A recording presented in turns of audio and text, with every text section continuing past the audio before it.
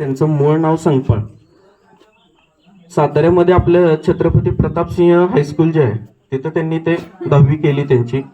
तिथं त्यांना एक आंबेडकर म्हणून ब्राह्मण शिक्षक भेटले.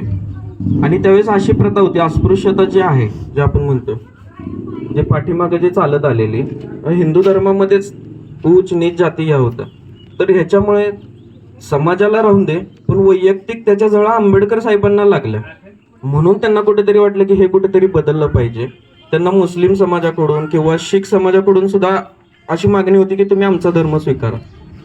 पण बौद्ध धर्मामध्ये प्रज्ञा, करुणा आणि समता हे जे 3 तत्व आहेत बौद्ध धर्माचे, हे जे आहेत हे त्यांना फार विचारात त्यांच्या पटले. म्हणून त्यांनी बौद्ध धर्म स्वीकारला. तसंच आपल्या स्वतंत्र भारताचे ते पहिले लीगल मंत्री झाला, न्यायमंत्री होते.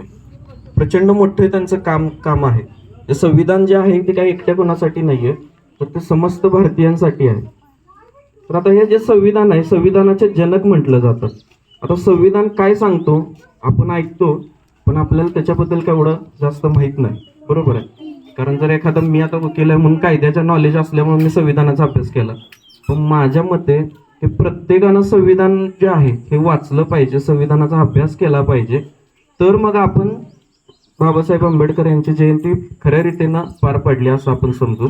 त्याच्यासाठी आम्ही मुस्लिम संघटने इंडियन युथ फाउंडेशनच्या संदर्भातून संचलित आम्ही एक संविधानची कार्यशाळा वगैरे राबवतो. तर माझं असं एक म्हणणं असेल की 1 दिवसीय कार्यशाळा आपण इथं आपल्या ठिकाणी संविधान प्रचार किंवा संविधान कार्यशाळा जी आहे त्या आपण राबवण्याचा प्रयत्न करूया. तुम्ही साथ द्या, आम्ही तुमच्या सोबत आहोत. आज मामा या सगळ्यांना इथं बोलण्याची आणि इथं उपस्थित राहण्याची संधी दिली.